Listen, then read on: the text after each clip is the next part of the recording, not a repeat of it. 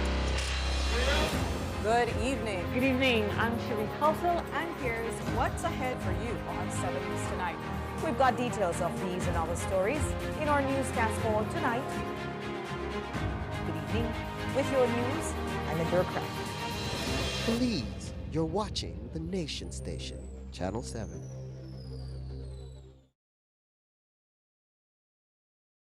Wake up to positivity and inspiration. It's a fresh and diverse twist on your mornings. Tune in to Sunup on 7 every weekday morning at 6:30 a.m. right here on your Nation Station, Channel 7. It's the morning show you don't want to miss.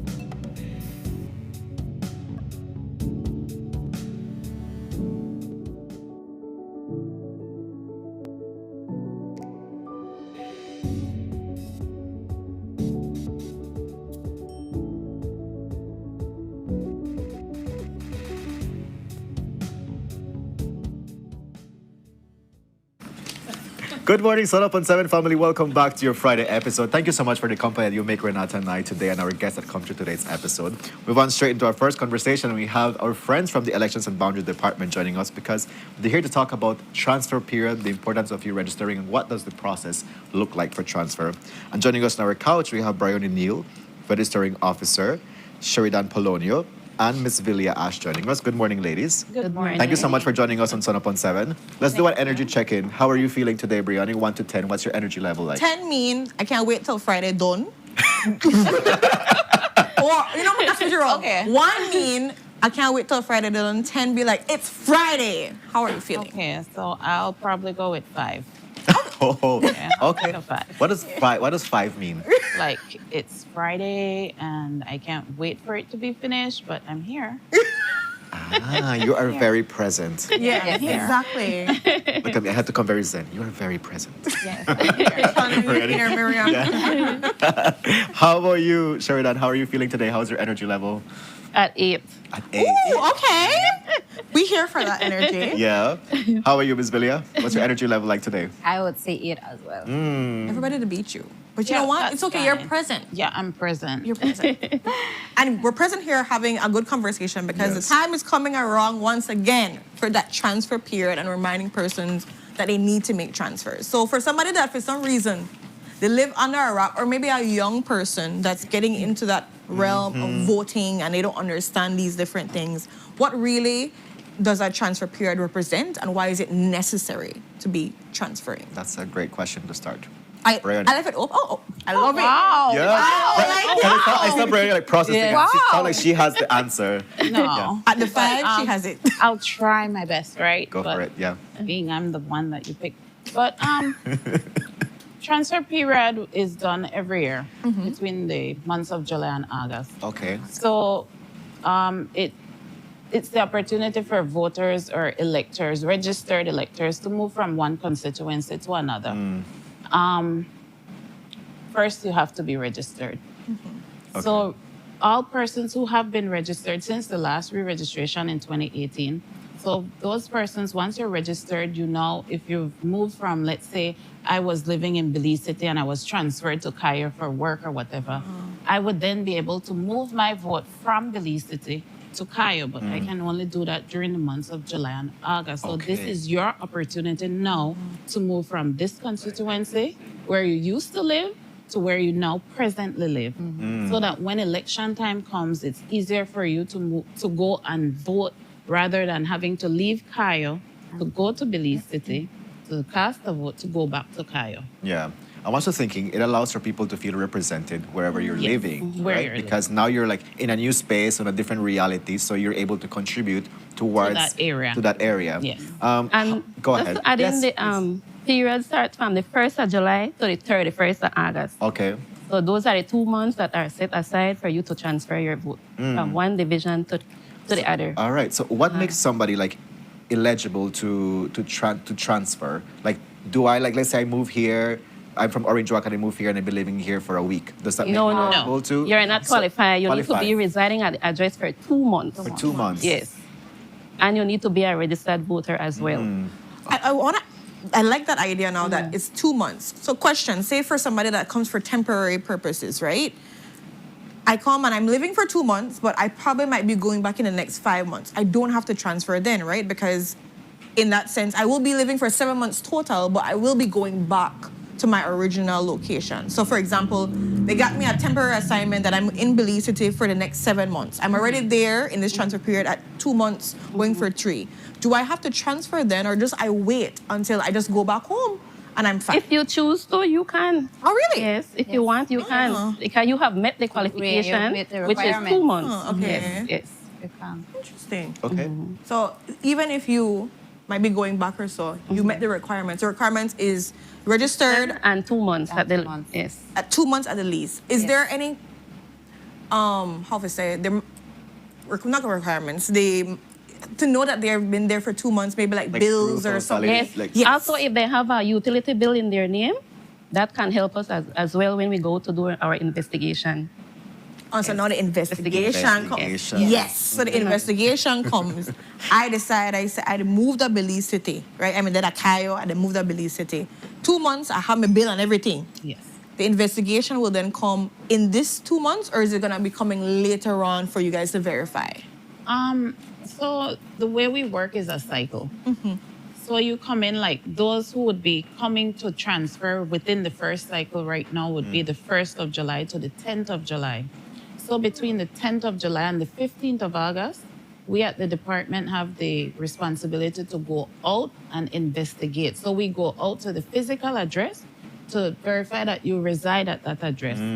Then your name would be published on a list on the 15th of the month. So that is when the investigation period happens. So for those who would be coming in, if you're being registered at this point right now, which would be the 11th of this month up to the 10th of July, we would then take all those applications and we go out in the fields. Then we produce a supplementary list on the 15th of the month. So if it is that you drop within that cycle, your name would then be published if it is you meet all requirements. And if it is you come on the 11th of July, your investigation won't be conducted until probably August when we go into the other cycle. But that does not mean it would be August on a specific date. We would still be doing investigation during that period of July. However, you won't see your name or anything like that until the 15th of August. Because it's in a cycle we run. So those who come to transfer, let's say I came into the office on the 3rd of July and I asked for a transfer, it does not mean that you automatically are moved or your transfer is automatically approved. So it is still your responsibility to come back into the office the 15th to see if your name makes the supplementary list. Then from the 15th to the 25th of the month, you have space for objections. If anybody can come into the office and object to say, well, I don't believe this person lives at this address, but you have to be a registered elector in that division for you to come in and do that. And then when you go to the court at the end of the month, the revision court, then once there's no objection to your name, your transfer is then going through. So it's not I go into the office on the 3rd and then that's it, transfer is done. Yeah. No. Before I move on to my question, Ms. Belia, do you have anything to add to what have been said so far? The only thing, I think one of the requirements as well, because when you come in, you have to present an ID, because we advising our voters to present a voter's ID. Yeah. But if they don't have a voter's ID, then they could present the social security, passport, or driver's license. Anything that's valid. So that we could make sure that that Ms. Neil is requesting for the transfer. Right. So my question is, so what happens to the person that gives wrong information?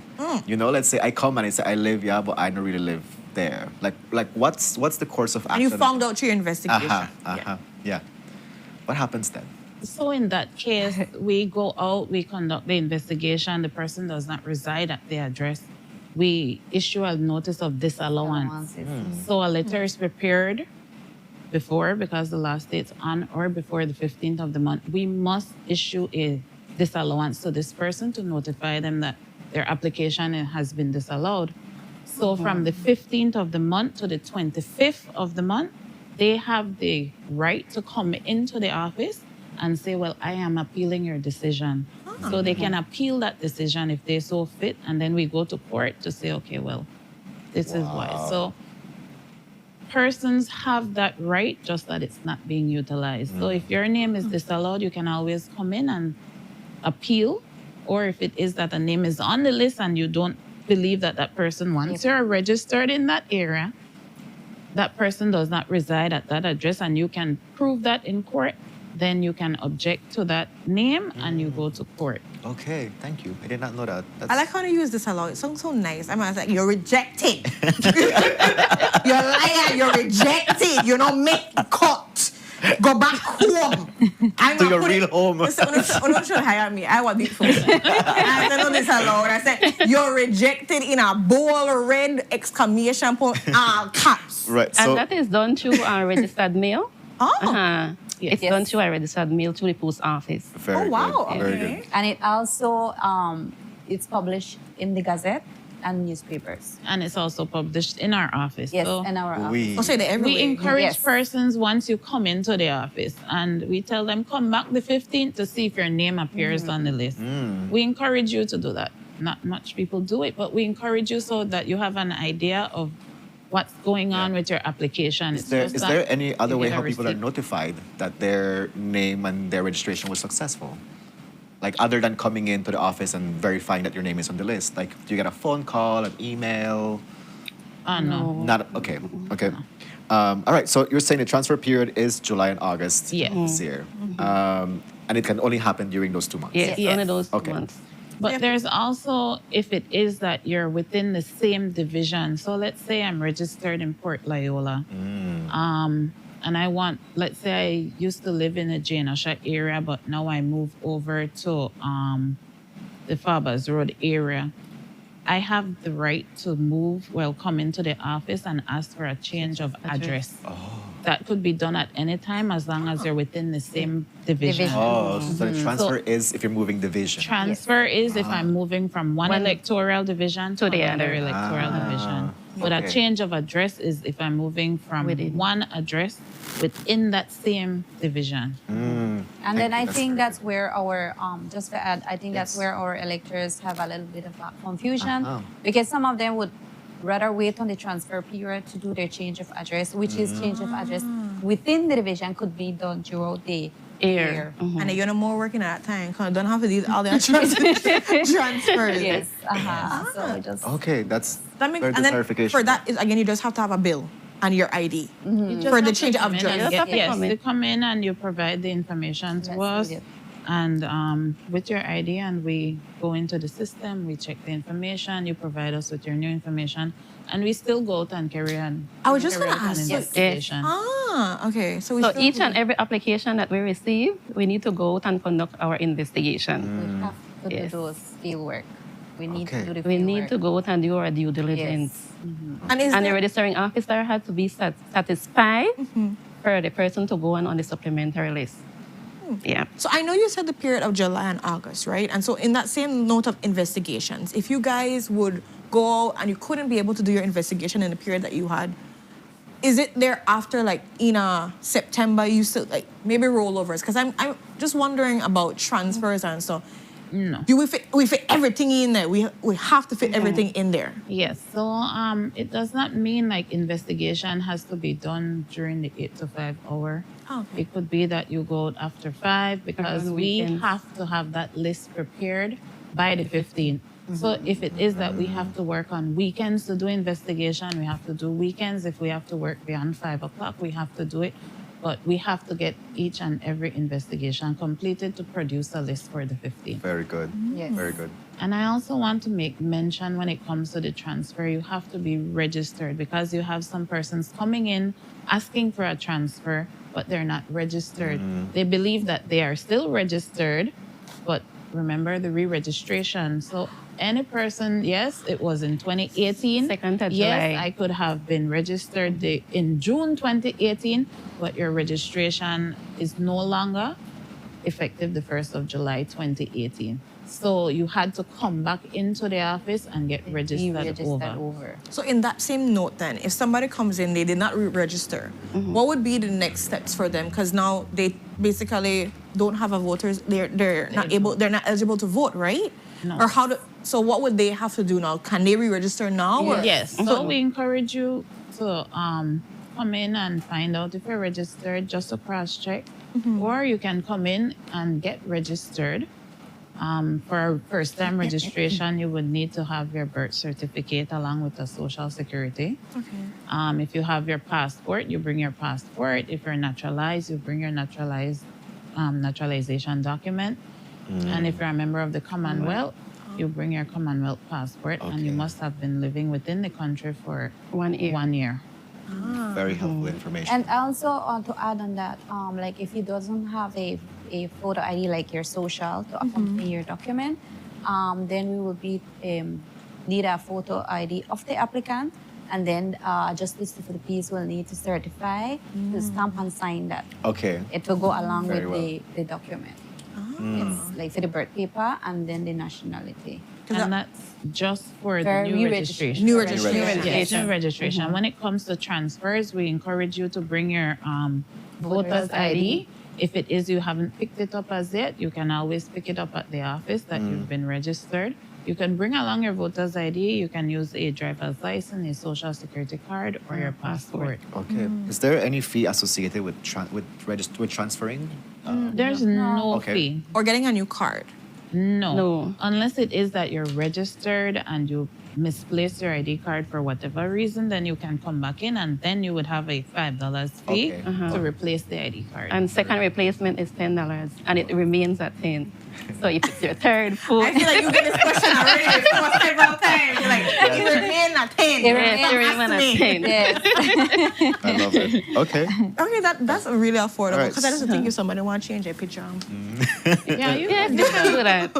All right. So let's do a recap as we start winding down this conversation. So the registration period is 2 months, July and August. No. Transfer. The Transfer period. My bad. period See, is I'm already 2 getting it months. wrong. Yes. Registration is continuous. So you can Continuous. come in at any day, anytime, Monday to Friday, and you can get registered, but transfers is July only and July and August. Very well. Change of Transfer period. address is all year round. All year round. Registration all year round. All year round. Re-registration. No registration and re-registration. Not the is same thing. Yes. Oh, So But the transfer period But is on July, one August. note is the normal working hours from Monday to Thursday is from 8 to 5, and on Fridays from 8 to 4:30. Okay. Yes, Gotcha. ma'am. Okay. And I'm guessing like every town has an elections and boundaries different where people yes. can go and Yes. register. Okay. Yes, we have. Very good. Also, we are And we have- encouraging people who haven't picked up their ID cards, please don't go pick up on the ID card. Yes, we have it. We have a whole lot of Yes, them at some our in office. Each offices, I would Yes. say, have those IDs. So, because I know some of us electors, we just come and apply, and then You know forget that about we it. make it to the list, but we not go get the card. So we leave the card on. Do you guys have like a list that says these are the people when if you come pick up their card? Like, you know, upon like a last stand phone or something where I think people do know who they are. they think that they know? They People don't know know who it is? people know who they are, yes. I'm a dash for their card, but you know not that. No. You can't dash it with obviously. No. I'm like, Yes. so you just have to hold that. we Yes. have ID cards from 2018 Yes, from that persons have 2018. not picked up. But again, you have to come into the office personally to pick up the ID card to sign and say that, yes, I came and I picked up my ID card. And that's how we track that persons received their ID cards. Okay. All right. You have your ID card, Kevin? I don't. He don't want to one way, write the orange one off. I know. Put up on his spot. I might have to transfer, you know? Yeah. Yeah. This is a transfer period The right transfer here. period. Yeah. And in that case, like if you want to transfer from one division to the next, and then if you didn't have the time to pick it up at that division that you're moving from, then when we request, as long as you meet all those requirements that is needed, when we do request your record card in the other division, then your card will be sent along, and then you need to go to that new office to pick up your card. Because Very you have good. to do it in person. Very good. Thank you so much for that. You could get Yes. a card, Kev. Yeah. put up on his spot, guys. She did. Yeah. So, as we're wrapping up this conversation, is there any final remarks, anything we forget to mention to make the people that know as we get prepared? We also want to mention for persons who have family members who passed away, deceased electors who are registered, we're also encouraging them to come into the office to bring it to our attention. While it is, we cannot just take them off because, again, we have to do an investigation to that. During the months of February, May, June, July, August, and the annual revision, we then take those persons off. So you can come in and show proof of the person is deceased, a death certificate, so that could assist us to take those persons off the election, the election rule.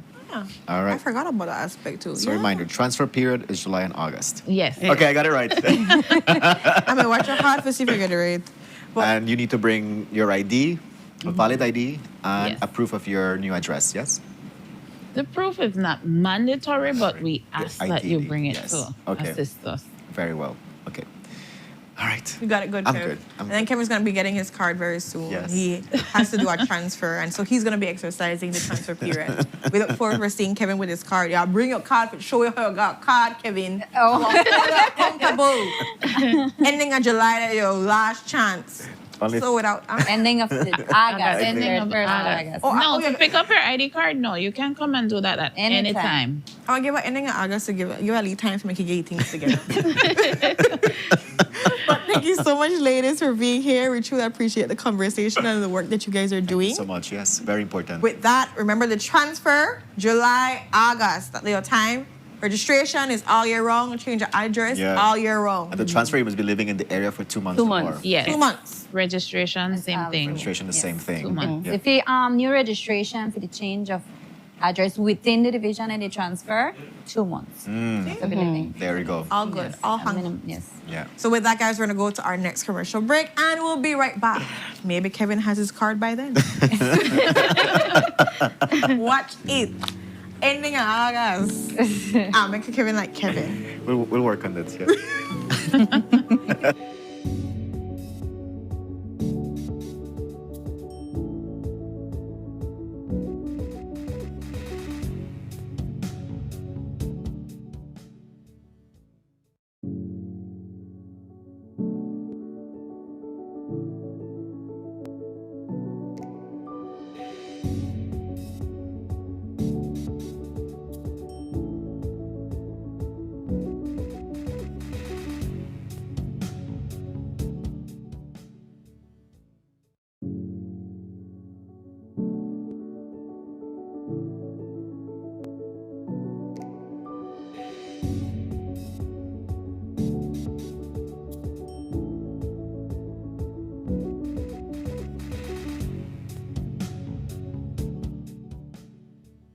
Wake up to positivity and inspiration. It's a fresh and diverse twist on your mornings. Tune in to Sunup on 7 every weekday morning at 6:30 a.m. right here on your nation station, Channel 7. It's the morning show you don't want to miss.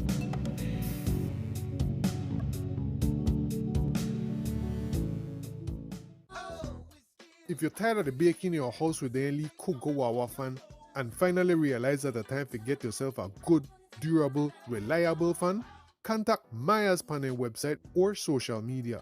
Maya's going to hook you up with one of their 18-inch heavy-duty tripod fan where might could even change your life as it keep you cool in this hot Belizean weather.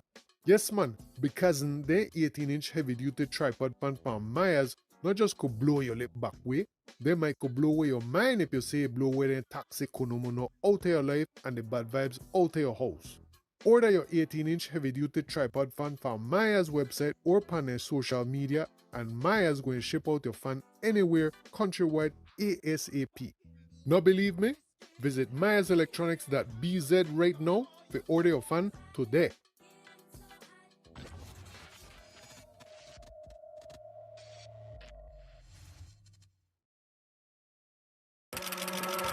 The next station is not just a place, it's the vacation capital of the world, the Mexican Caribbean.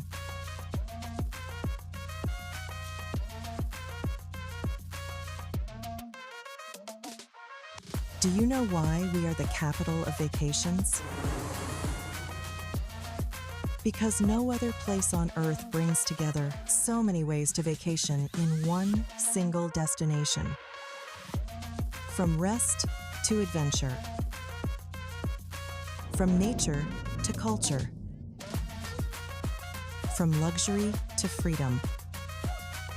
Every vacation imaginable, except snow, and we plan to keep it that way.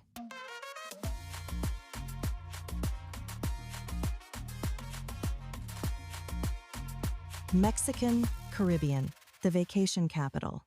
Nando's Wholesale is the distributor for the full line of Badia spices, including the original complete seasoning, the perfect combination of ingredients and spices prepared to enhance the natural flavor of your favorite foods. Also, cinnamon powder for all your desserts, fruits, and beverages, and as special dishes. All these are available in commercial sizes or restaurant packaging. Nando's products are available at your local retailer or contact us at 222-5000. From Corozal to Toledo, Nando's is proud to be serving Belize as its #1 wholesale distributor for over 35 years.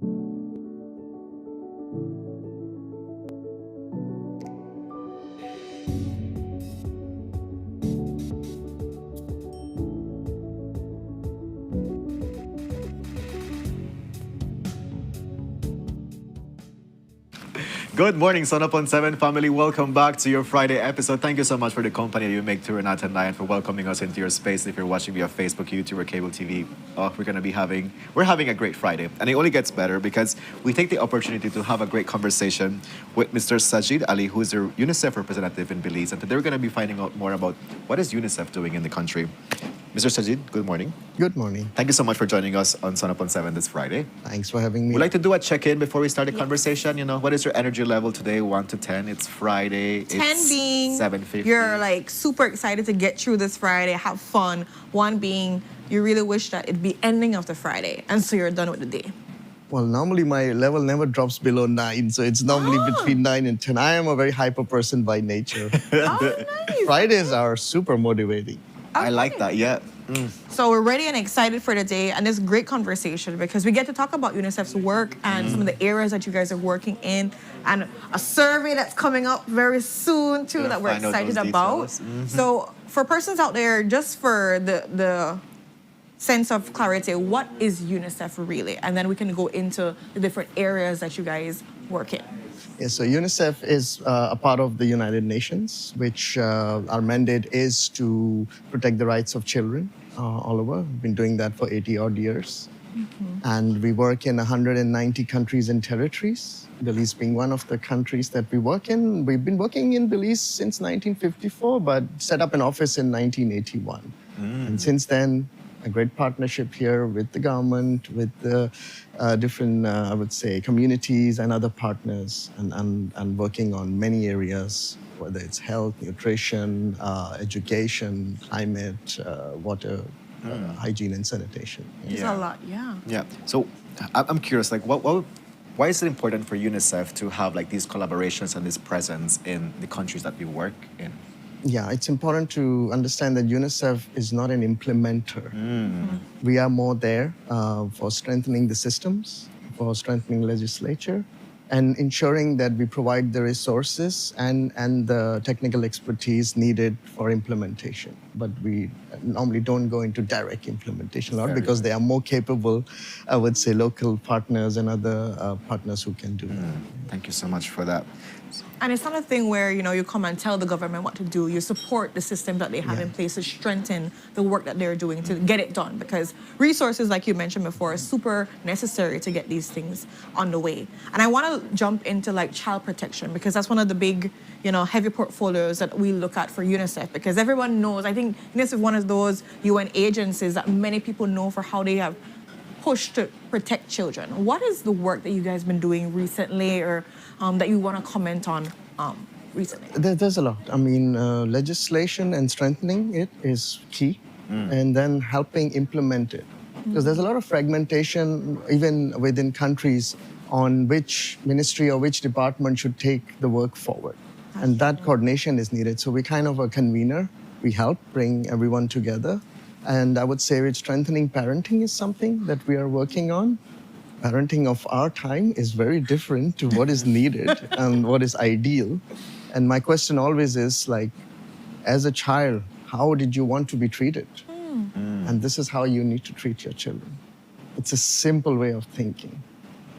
I like that. I like that aspect too. So in terms of like child protection, I'm sure that it's multifaceted, right? There's many areas that you can tackle that you can say we're protecting children. And I know like before we started this conversation, you talked about there's areas of education, health, climate. Let's start talking about education. What is UNICEF doing in regards to like education?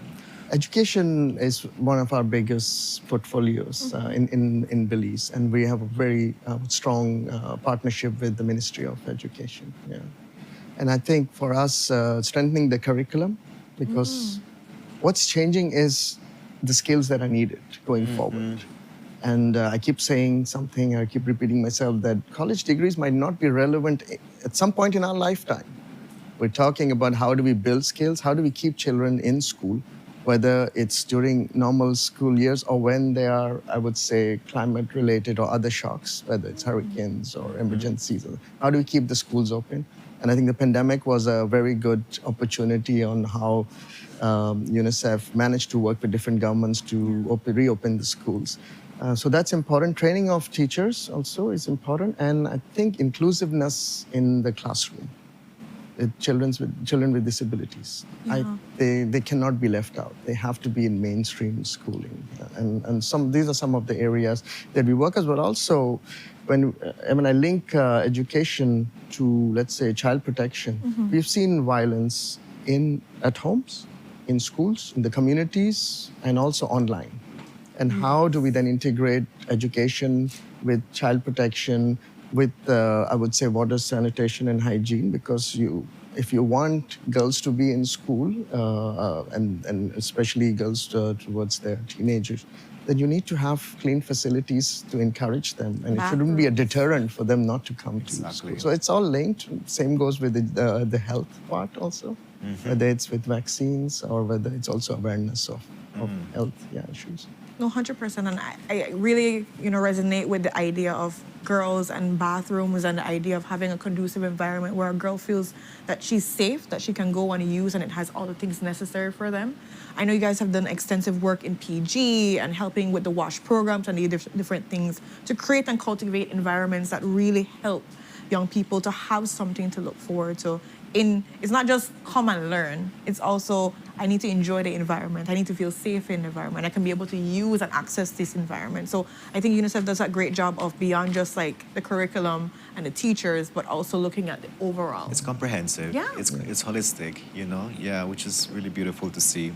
Let's talk about climate. Yeah. And I feel like that's it's a very pressing issue. Like even though we are not considering it, I feel like people are not really talking about it, like feeling the effects of it. But people still think climate change isn't real. yeah. And the changes that we're having lately with droughts and a lot of rain and all of that. So how does climate affect young people, and how does UNICEF look at that aspect? Yeah, I mean, let's say children are not responsible for the effects of climate change. They don't contribute towards it, but they suffer the most. Whereas with any other issue, you see. And the school, especially in summer and when it gets really hot, you do not want it to be an uncomfortable place for children. So one of our initiatives is on cooling the schools or beat the heat. I think it's very important, and how you can sustainably manage that. That's one of our focuses for the next, I would say, our country program cycle, which is 5 years. So we'll be looking a lot at climate. It's one of the 3 areas of our program. And I think it's very important that we make sure that they're aware also, children are aware of the effects of climate, and to really raise awareness, but also to make sure that the facilities are conducive for children to go to school. So that's happening.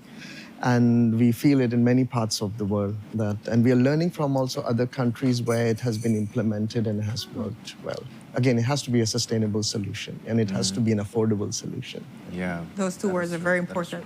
Yeah, and because he also like said, like how climate change is a stressor that like all of us are going through. Either we acknowledge it or not. Whenever you start thinking about hurricanes, people have like PTSD thinking about maybe an experience that they had, which was devastating for them. And also like kids, like they feed off the energy that the adults are bringing. And I mean, as kids, I remember parents are packing everything, and you're just there waiting to see what's next and where do we go.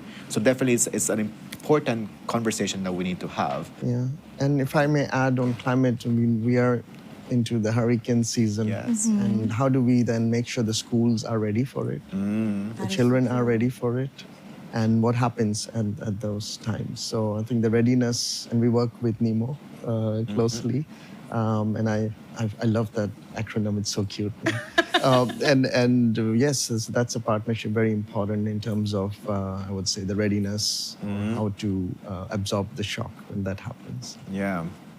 So I know we said we were going to be touching base a little bit on the mix survey, because I think data is instrumental for UNICEF, for government to be able to know what are the issues, how do we solve things, how do we create programs that are inclusive, how do we navigate.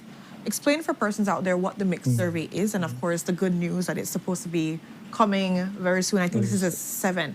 Seventh, yeah, it's the 7th mix. So what is mix? It's the Multiple Indicators Cluster Survey. Just to break it down to understand, it's the most, I would say, the most widely held survey of households, looking at the condition of household children and women.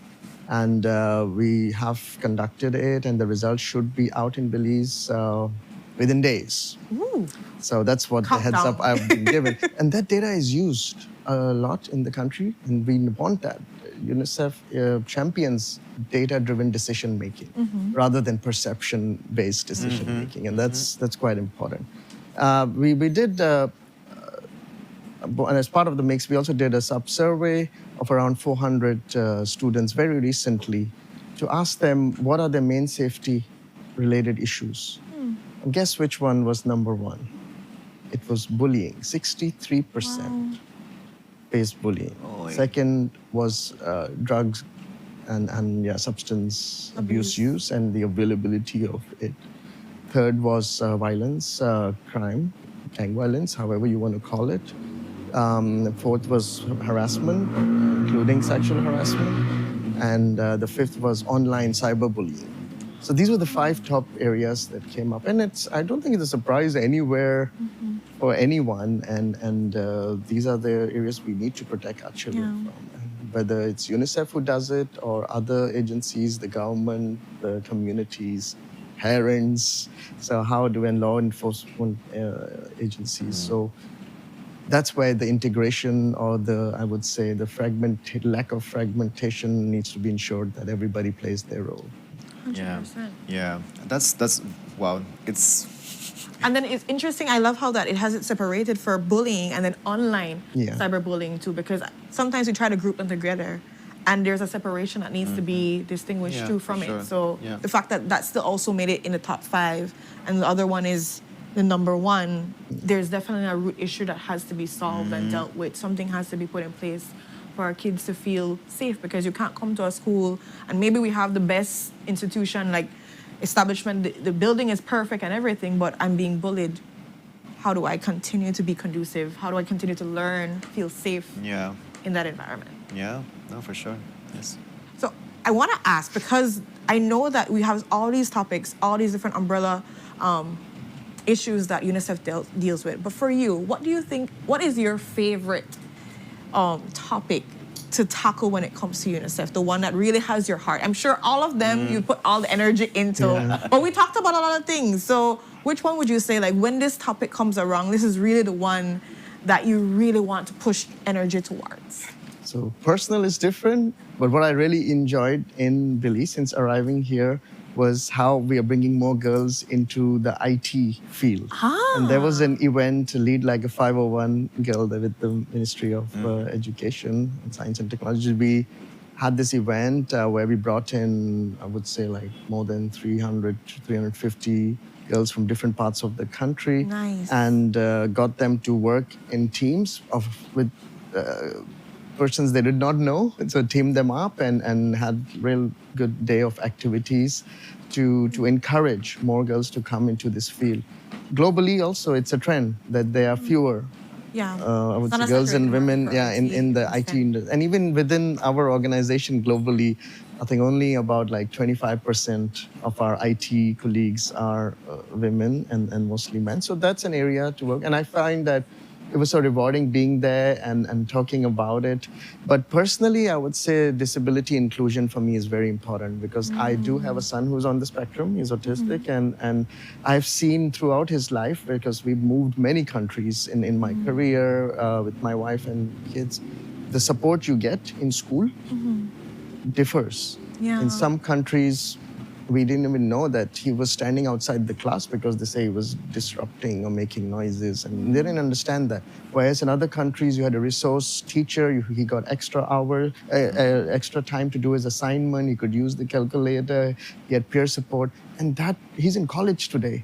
Yeah. And I wonder if he stayed in the same environment where he was excluded, would he even get to college or even finish school? So it's so important that globally we need to have a certain standard where reasonable accommodation is provided to students who are children with disability.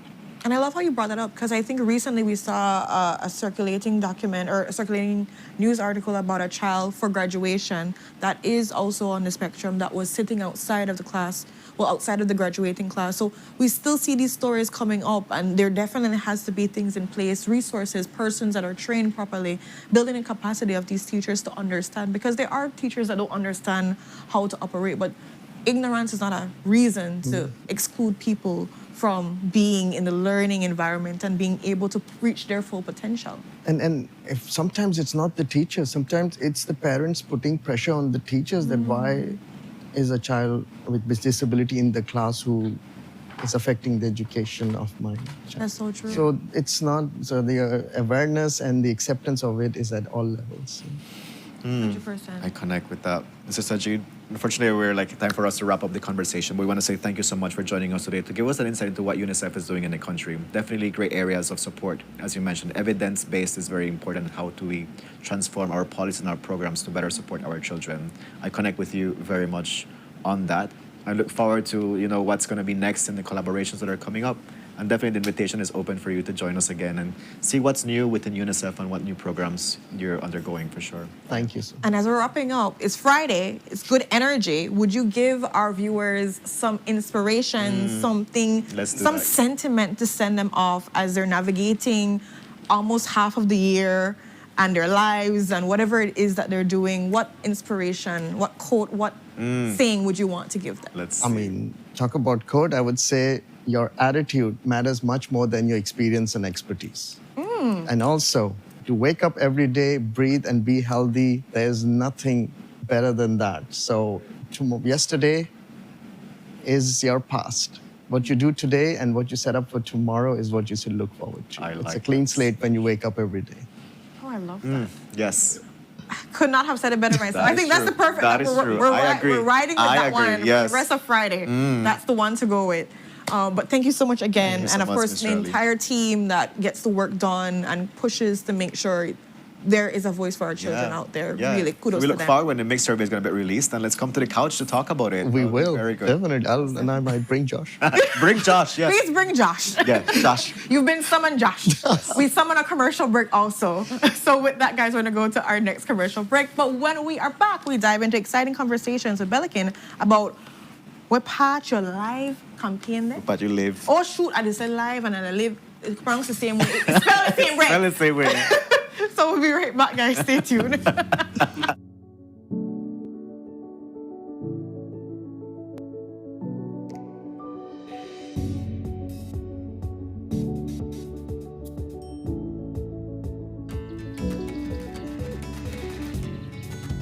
In Belize, some things aren't explained.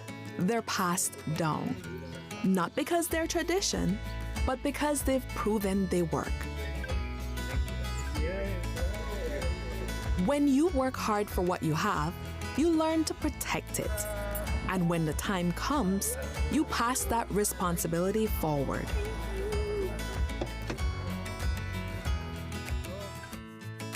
Every generation faces new beginnings, but the choices that matter most are built on trust. For decades, Belizean families have relied on one place to protect their homes, their vehicles, and the lives they're building. When trust is passed down, you know it's been earned. For Belizean families, that trust has a name. RF&G Insurance. It pays to get it right. Nando's Wholesale is the distributor for the full line of Badia spices, including the original complete seasoning, the perfect combination of ingredients and spices prepared to enhance the natural flavor of your favorite foods. Also, cinnamon powder for all your desserts, fruits, and beverages, and as special dishes. All these are available in commercial sizes or restaurant packaging. Nando's products are available at your local retailer or contact us at 222-5000. From Corozal to Toledo, Nando's is proud to be serving Belize as its #1 wholesale distributor for over 35 years. Welcome to the V Department Store. We are conveniently located on Coney Drive in Belize City. That's right on Coney Drive in Belize City. At the V Department Store, we offer a wide variety of groceries, cosmetics, kitchen appliances, kitchenware, electronics, and more. We've also recently expanded to the second floor to better meet your household and office furniture needs. We now have a wide variety of furniture, home decor, and accessories. We have a shared vision for a comfortable and customer-friendly shopping experience. Visit us today and be warmly greeted by our reasonable prices and cordial staff. The V Department Store.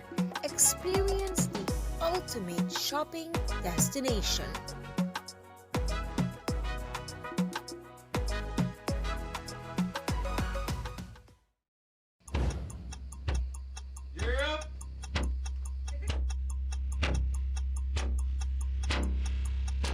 These charter mints aren't We're navigating along the coast. This morning, the 2023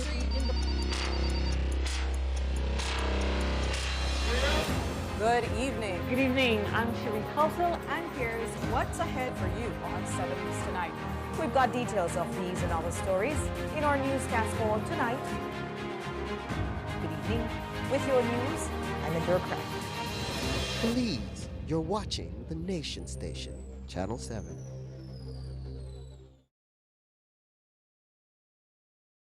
Wake up to positivity and inspiration. It's a fresh and diverse twist on your mornings. Tune in to Sunup on 7 every weekday morning at 6:30 a.m. right here on your Nation Station, Channel 7. It's the morning show you don't want to miss.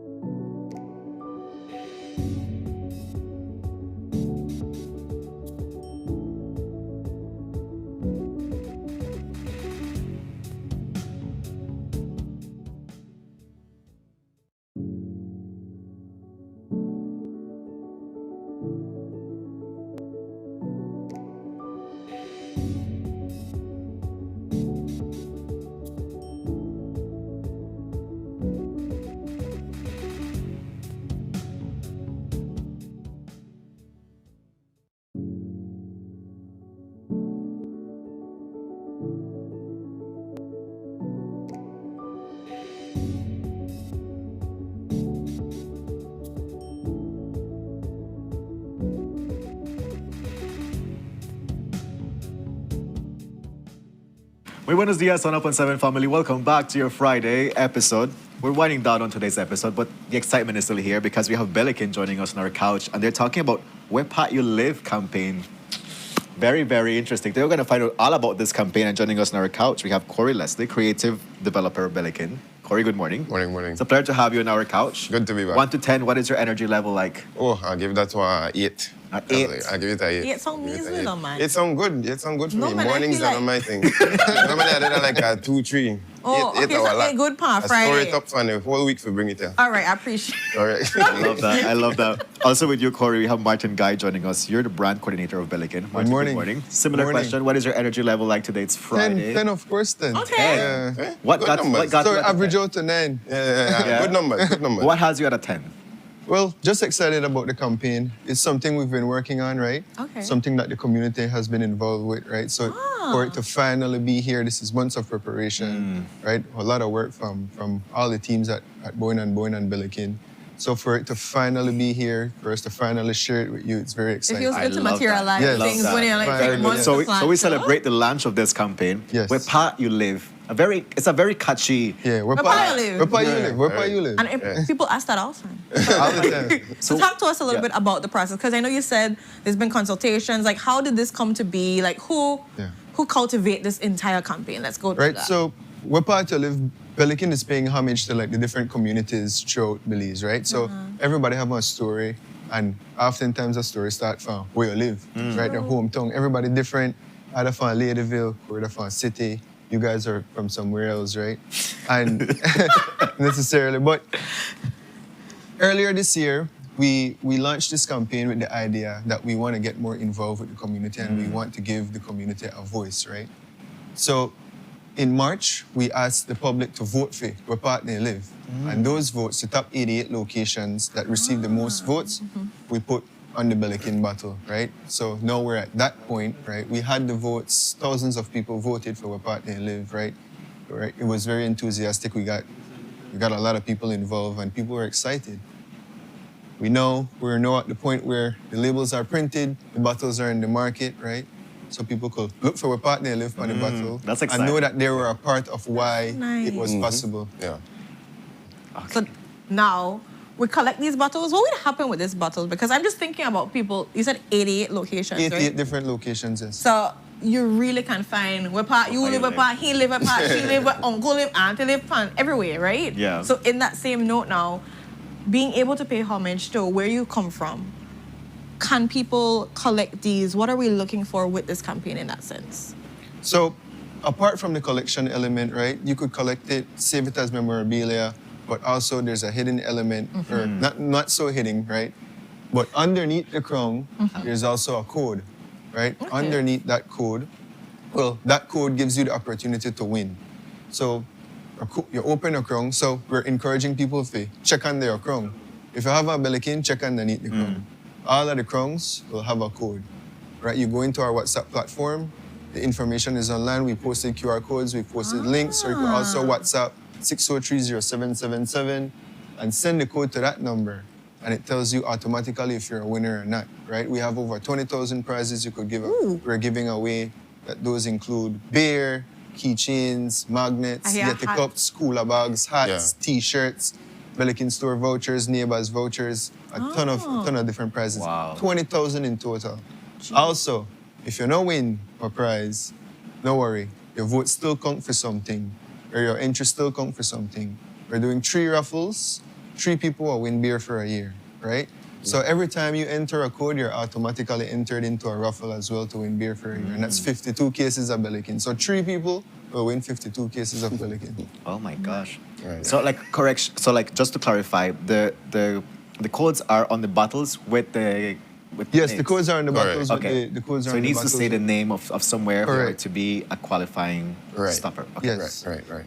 And these are out now in all These are stores. out. These are out. Yeah. in stores. Because I hear Ali Birdie tell me somebody don't win a hat, so I asked the check, out, right? Yeah, so It's out and about. 19,999 prizes left apparently because one done gone for the 20,000. Great plan, man. At energy level 8, man. Imagine what you could do at a 9. You bring it on. You could go with that. I don't even think Corey that's my right time. Just that, yeah, not do the moment. Not bring the moment into it. Don't get excited. But this is super exciting for persons out there that are going into a store and they just like, hey, Esperanza Day in there. It's a great conversation starter for sure. Yeah. How do you feel about this campaign, Corey? This campaign, like Martin said, required quite a bit of back-end work.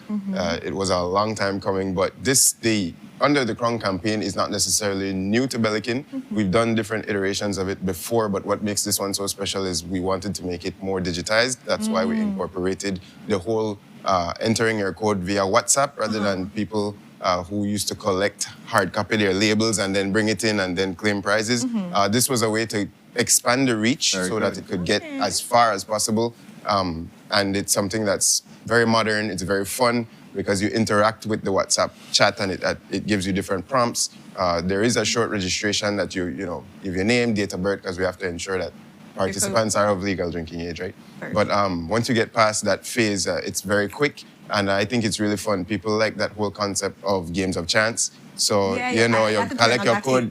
This makes it so much more than just buying a beer. It's the same price, but the value now is so much greater because one, you feel a personal, attachment to your hometown, representing it with the labels. And then two, you could win an instant prize or you could win, a chance to enter this huge raffle that's beer for a year. So a lot of work went into it, a lot of thought went into it, and we wanted to incorporate our audience in it by having them vote for their hometown and say, okay, we the rep on Bellican, because, it's not all 100+ destinations in Belize that are on there. So we tried to make it as... Because you made it you feel big. Yeah. We wanted to get people involved. So you guys have a listing of these 88 people? Yes, we do have a listing. Yeah. 88 locations. Yeah, they're online. They're on our Facebook and Instagram pages. Yes. We've posted them a few weeks ago. So they're online. People have been interacting. They're repping for their hometown, right? Yeah. So the list is public. It's there. Right. So if you wanna see the top 88, you could go look for them in the stores, or you could just go on the Facebook and Instagram and look I for can them. imagine the case with all of the different names. Because you don't got one whole lads bank one. No. You have it's mixed. Yeah, it's sorted, mixed. So there's a fun element to it. You're going to the stores and you look for what part you live on the Bellican battle. And it's a really nice gift to persons out there, maybe people that live abroad now, but like, I come from Placencia, born and raised, and I moved, but then you can have your Placencia, Bellican. Because here we're seeing Roaring Creek, we're seeing San Esteban, big up Orange Walk, San Hill, Placencia, Belmopan, Lord's Bank, Esperanza. We do a pop quiz with Cora and Martin right now. Now look pan the battle. Oh, Lord. You just do math, so your brain the work for it. I fully believe in you, right? Not saying the ones that we have here. Okay. Give me 6. Ooh, wow. You're 6. Originally was 10 in my mind, but I said, make I choose the Lord and not violence today. Wow. 6 not countries. What you mean? 6 what part you live areas that are not on the bottle. Make I start figure that are not on the bottle. That are not here. on the bottle. Okay. Not the cheat. Not the cheat yet today. He could get you and I could get you. No. 6 you, 6 you. Come on now. We got an extensive process at 88, and we just take out how much? 8. So you have 80 left. Yeah. That's all right, we got San San Narciso. We have Sartineja. We have Cruzalton. That conquers one. Mahogany Heights, Mascal, Black Manedy. There you go. Great job. That's 6. How about you? All right, we got San Pedro, Kikaka. We have Santa Marta. We have Pachacan. We have Boral Boom. And we have, I'll try to go distant. And we have San Lazaro. There you go. And Ladyville. Ladyville, the home of Bellican, then Ladyville. Big up Belize. Yeah. There you go. Great job. Yeah. That's good. How long is this campaign running for? This campaign goes from, it's live now, and it finishes at Bellican Bash, right? So remember that raffle I told you about? Every entry gives you a raffle. We're doing a raffle on July 1st, July 18th. No, July 18th. August 18th. July 18th, August 1st. July August 18th, 29th. August 1st, and August 29th. Yes. Yeah, yeah. Right, so 3 raffles, and then it finishes August 29th at Bellicanin Bash. We'll do the grand raffle at Bellicanin Bash. Ooh, yeah. and it's a Bellicanin fair, yeah. Right. Just Yes, Bellicanin Fair, yeah. 52 that one every week, right? Yeah. So, So- I don't think we Yes, can a drink week. much more than that. Well, we don't challenge nobody. I just want to say, Corey. We don't challenge nobody, but Martin, to try to challenge people out there. yeah. When I done, we struggle with that 6 name just so I don't. So I also don't know. heard from a little birdie that we have giveaways on the set today Yes, yes. because in the Yeah. spirit of Bellicanin doing Bear for the Year, we just give you our ETs. Ali teas? Well, ETs. I think it's a big teas. A big tea. So we have 4 cases of Bellicanin, right? Yes, So yes. not one person to win 4 cases. One per case, please. Because you know how One people- case per person. Exactly. Yeah. Because man, you know. Correct. So we Yeah. have questions because we we have do. to be listening. Yeah, we have some trivia here. Trivia. Ooh. Yes. So I Who's think gonna be the lucky Martin person? could read the first Martin. 2, and then I could. So this is going for our folks that are tuning via Facebook Live. How you get to win is by putting the correct answer in one comment. Yes.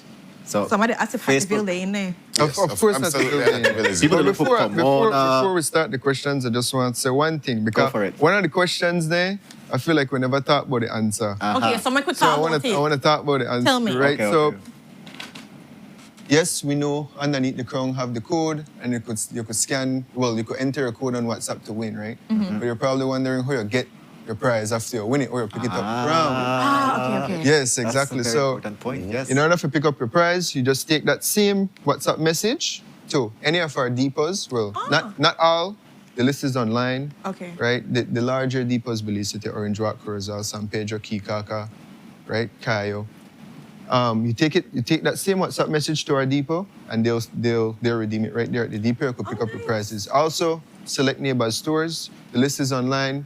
You guys could probably see it on the screen there right we now. go. So all the neighbors' location, the redemption locations, the participating ones are there. Yeah. They're online, right? It has their opening hours, their opening days, and it also has a big depot. a lot. Yeah.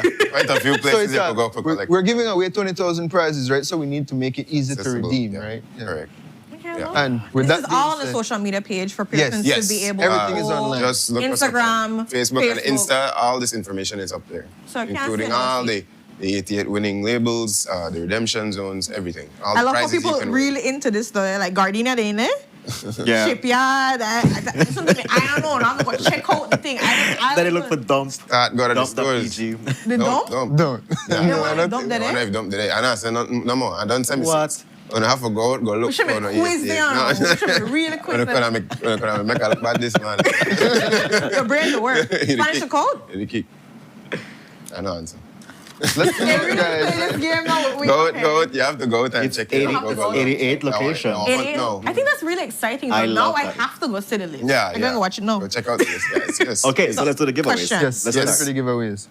First question is, how many different labels are there on the bottles? Oh, we just said it. We said it. Said it. A That few. easy. That easy, right? That's the easiest Start- question. All right. You know, I'm afraid nobody have fun. So then, Yeah. Start. So like we tell control room to be ready because they will let us know who gets it right first. Because you know what, get into no trouble. It's Yeah, like Kevin yeah. never see my name no at trouble. the right And time. above it, the no fight right So now. control room, we don't have a job. Another job. All right, so that's one question. So that's question one. Next You want to question. go to the next question? Go for it. So where do you find the code? Where do you find Yeah. the Oh, code? that one Where do you easy fi- to me. that- I feel like I got this done, man. Where do you And we find the don't have code? two cases ready. I don't have 2 cases. We don't have 2 cases. All right. Rough. Yeah. Okay. This one get a little bit more tricky. Next question. So the third one is name 2 of the prizes you can win among that long list that we mentioned. Yeah, I mentioned a lot, right? Mentioned So quite just a bit. So what name just 2? I saw it right there front. Yeah. Right there to right. Okay. I see. We're not zooming. I want him to me a Corey to wear one of them. Yeah. Wait, give it to him, man. I'm going to try to turn Yes, it up. You try to Give help it the to him. people. Okay, here. so that's 3 questions. That's 3. And the final question, which, we just talked about, where can you redeem prizes? That's question number 4. Where can you redeem prizes? And we just said that we- just before we start. So if you're so not we like locked it, in, you're yeah. really Right. not good. I see a lot of people to put their numbers in here though. So we already have one winner for prize number 1, and that's Adele Callis. You got it right. It's 88 locations. Yes, That's correct. 88 locations. Part of Where Part You Live campaign. So Ooh. congratulations, Adele. Everell, today is his birthday, and All right, he Everell. win. Yeah, he said under the crown. Yeah, under the crown. Birthday to him. Under the He crown, got it under the right. crown, in case Correct, anybody correct. don't know. Under the crown. Stopper. Yeah. We go by crown, right? We say crown. Crown, darling. It's a crown. It's the crown. Somebody stop Yes, by it. yes, darling. Bellicanin is the Yes. queen. Or the king. And I would have wait that they type the next one. Okay. Yeah. Okay, Kylene Sadasi got the third one correct. That was. What was the Prizes. question? The prize, What- what- yeah. what Two- prizes only can two you win? prizes. Just two we need to prizes. know, Two just prizes. two of And them. if they don't get it correct, repeat to them again. It's t-shirts, it's caps. So there's keychains, magnets, openers, t-shirts, hats, cooler bags, Yeti cups, Bellicanin singles, Bellicanin 6-packs, Bellicanin cases, right? Right. So Yeah, but I bunch. love how your eye get bigger than one. I love Bellicanin. You know, like Yeah. it's a cool merch. Also, like It's home. it's home. Yes, You know, it's like it's yeah. So it's really cool to have these No things. pa- Where you live. Hey, okay, that was good. Okay, and the last winner is Arlette Claire. Okay. And by mentioning where can you redeem your Correct. prizes. Where can So you- let's do a repeat of who are the winners of these 4 cases. So Adele Callis, Everell Wade, Kylene Sadasi, and Arlette Claire. You guys Right. won yourself something. One case of You beer are. each. Congrats. Yeah, congratulations. I love how my legal list out everything too, like the places you could be able to. She was locked in. I love that. I love that. She was locked in for I you love guys. it. Yeah. That's nice. Yeah. So it's gonna be running until August 29th. 29th, So the correct. campaign really starts now, guys. You can go into your stores and you can be able to see all of the different. Find your spot where part you live. Find where part everybody else live. Make sure you check underneath the crown for your Correct. code, because that also helps you with the raffles Yes, Yes. they're- that yeah. are taking Yeah. place. And the raffles are gonna be taking place in August too. We have raffles July 18th, August 1st, and then August 29th, which is at Bellicanin Bash. Bellicanin Bash. So 3 people will get Beer for a year. beer for a year. And we are throwing some limited edition merch. We're part of Live merch though. Yeah. Ooh. Yes. this- I wonder if Martin just dash at in just because he think because we're going to like, we are throwing this. No. So Which if you yeah, I did, get that's one of great. everything where we list. You take up the cooler bag, shirts. Yeah, I get one of everything. Oh man, Fully decked out.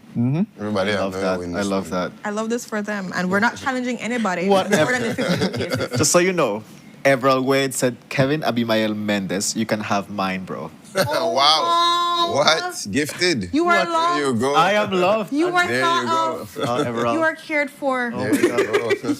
You just get a whole. Okay. It's But Friday. his birthday, I mean, like Last week, Friday. last Ah, week Friday. yeah. So it works. Birthday boys are giving, Still June, great. yeah. helping. Birthday luck to go around. Thank you, Errol. And congratulations and happy birthday. So all our winners, they can be able to collect. Are we gonna be having the cases here? Yes, yes. So Yes. they're gonna be dropping off the cases here for you. So please bring your ID and bring your excitement for that case when it comes to for the other persons that Kevin already announced. That's true. That's true. So just letting you know, we're gonna be dancing because we're wrapping up the wow. show. So Who's gonna be dancing? Exactly. we are gonna be dancing. None of them are not open. We're gonna be dancing. Out these guys. How about this? How about this? I was giving us something easier to do.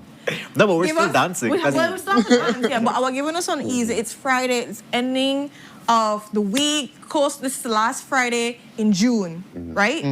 Give us some inspiration. Give us some excitement. A quote, something for give the people as they go on their weekend. What? Of course. You think about numbers Philosophical. and Oh, yes, you need put to- me through this and mental gymnastics at this point. You put me Good through thing it. you show today. up with that 8, you know? I believe Martin got it done though. He Yeah. like he be ready. Go for it. Yeah. Yeah. Whoa. My quote? I'll say my favorite quote. If you want something you never had, you have to do something you've never done, right? Oh. Right. So you can't expect to get new things, but you got to put in extra effort or try something newer, right? You have to make yourself uncomfortable, try new things, right? Step outside your comfort zone, right? That's the only way you achieve more. That is great. Beautiful. That's beautiful. I don't have a direct quote, but a conversation I had this week that really stood out to me was at the start of the year, we set goals, we think or we hope to achieve things, and then a lot of people find themselves maybe overwhelmed by those goals very early on in the year. And someone said to me this week, if you look at it, you are literally halfway through a year that you did not know would bear the fruit that you're enjoying right now. So while you were so busy focused on a goal that you wanted at the start of the year and may not have gotten, look at what you have right now and realize that at the start of the year, you didn't even know you would be blessed enough to have what you have right now. So that's some great perspective to have, you know, true. And that keeps you present. Yeah. It really keeps you present. Because people always look to the future. Yeah. At times. Correct. And like, Yeah, and not realizing that it's small things that are taking place within your life that are glimmers, that are wins, and those should be celebrated And also. could have been better than the goal that you set Exactly. originally. So, or like aligning it towards the goal. correct. You're right. Correct. All right, Great guys. perspective. I We're getting love it. uncomfortable, so we can get things happening. We're being present. It's a good Friday. And we didn't even make them dance yet. Oh my. Yes. So, let's run the track. Run the track. The campaign, the run. Make the battles dance. Where Payo is available. Go ahead. Where Payo live. Yeah, but folks, thank you so much for joining us on this Friday. We love your company. We're going to see you on Monday. We're going to see if Jules is going to be marinating some beef this weekend. When persons that want to collect their items, you can pick it up at our office from 9 to 5, Monday to Friday. 9 to 5. Yes, yes. So come over and pick it up. But folks, thank you so much for joining us. We love you. And we're going to dance now. The way-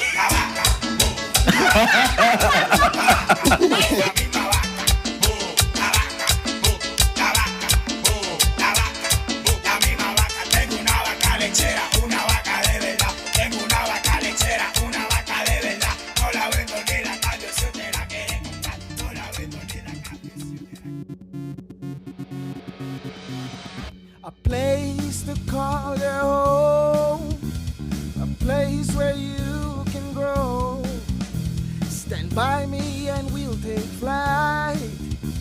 We'll be there at morning's light. I've got you covered on all concerns we share today. You will discover how the world turns each day. When the sun comes up